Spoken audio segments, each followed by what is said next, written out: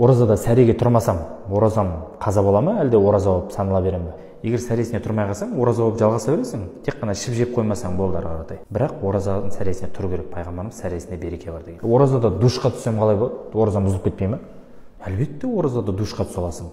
Бірақ мына суды мұрынға, ауызға тартқан кезде тамақтан өтіп кетпеу керек. Егер өтіп кетсе, онда оразаң бұзылады, сол күні қаза болады.